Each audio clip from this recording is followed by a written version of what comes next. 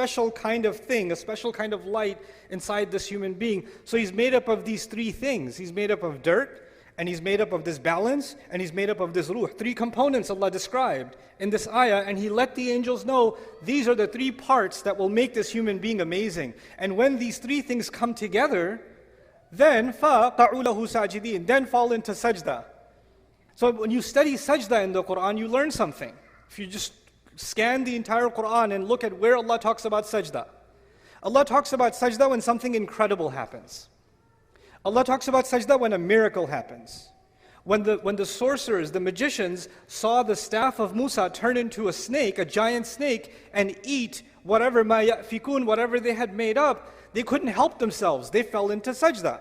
When Christian people came to visit Rasulullah sallallahu alaihi wasallam, and they heard the Quran, تَرَى أَعْيُنَهُمْ تَفِيضُ مِنَ الدَّمْعِ, you're going to see their eyes start rolling with tears. يَخِرُّونَ لِلْأَذْقَانِ سُجَّدًا, they fall on their faces in sajdah because they're so overwhelmed by the miracle of the Quran. There's even an incident in the seerah of the Prophet ﷺ where when the ayah, the kuffar were listening. The kuffar, they don't even believe in the Quran. They were listening. فَأَنذَرْتُكُمْ صَاعِقَةً مثل صاعقة عاد وثمود. When the ayah came, I warn you of a thunderbolt like the one that came to Ad and Thamud. They fell into sajdah. They couldn't even help themselves. They fell into sajdah. The Quran is describing over and over again when something overwhelming happens, something incredible happens that Allah does that only Allah could do, that a human being feels so powerful, it's like their knees buckle and their pride disappears, and this thing that carries our pride falls on the face. In every culture, historically, this is the place of pride. This is why the king wears the crown here, not on the wrist. Nowadays, the status symbol is an expensive watch, or so that's on the wrist, right? But historically, what is the show of pride in every culture is what goes on the head, right? The turban goes on the head. The crown goes on the head, you know? This is the show of where you stand. There are countries in the world today where they have certain kinds of headgear. Only the locals can wear that. If you wear that, you get in trouble. You can wear a different color. You can't wear, that's their color. That's the elite class, you know?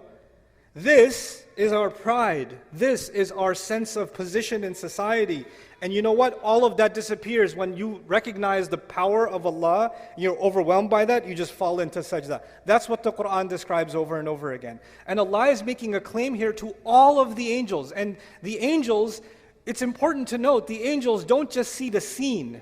The angels are creatures of the unseen. So what is invisible to us, like the arsh of Allah, what is invisible to us like the jinn, what is invisible to us like the secrets of the skies. Many of them, the angels, they travel through the skies. So we can be amazed by a mountain or an ocean or a waterfall. The seen world, that amazes us. When somebody studies the universe and looks through an electron microscope, they can be amazed by the vastness of the seen universe. Can you imagine? Add to the seen universe those that have seen the unseen also. How much more amazed by what Allah does are they? And then on top of that, they get to communicate directly with Allah. Allah talks directly to the angels. They're not like us. They have direct back and forth communication with Allah. And Allah is telling them that this creature is so incredible. Of all the vast universe that He created, of all the things that He put in this remarkable seen and unseen kaun, He says this one thing is so powerful that every last one of you should be overwhelmed at what Allah has done when He created Adam. That you should fall into sajdah. You should just be like in awe of this incredible miracle of Allah that deserves that all of the angels of Allah, فَسَجَدَ الْمَلَائِكَ كُلُّهُمْ أَجْمَعُونَ, all of them, all together fell into sajdah. The thing is, when the staff of Musa alayhi salam incident happened, a few magicians fell into sajdah. When a few people heard the Quran, a few, the disbelievers fell into sajdah, or some Christians fell into sajdah. You find some fall into sajdah. And you find in this one incident, every angel that Allah ever created is commanded to fall into sajdah. How big of a miracle, how big of a deal is the creation of Adam alayhi salam? How powerful is this creation? When you contemplate that, and again, Adam has not been created yet. This is just the announcement. Why should you be so amazed? What deserves this sajdah? What warrants it? Why should they fall on their faces? Well, it's because of these three things. إِنِّي خَالِقٌ بَشَرًا مِّن طِينٍ فَإِذَا سَوَّيْتُهُ وَنَفَخْتُ فِيهِ مِنْ رُوحِي. Then al-fa as-sababiyya, therefore or thereafter fall into sajda. The fa could be sababiyya too. Thus you will fall into sajda before him. So now this announcement is made. And Iblis, we know, heard this announcement also. And if Iblis heard this announcement, he also knows that Adam is made up of three things. I keep saying three things so it sticks in your head. Three things, three things, three things.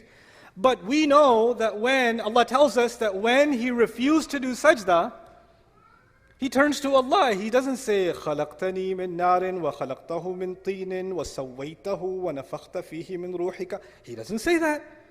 He says, you made me from fire, you made him from dirt. That's just one of those three things, isn't it? There's two more things. And he knows about those two other things. He knows about the taswiyah, the balance of the human being.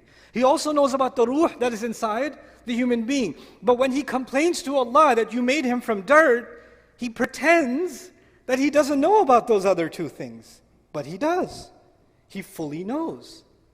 This is a really important thing that I want to highlight in these brief moments in this khutbah. There's hundreds of lessons in the story of Adam alayhi salam, but I hope I can do some justice to this one lesson that I want you to take today.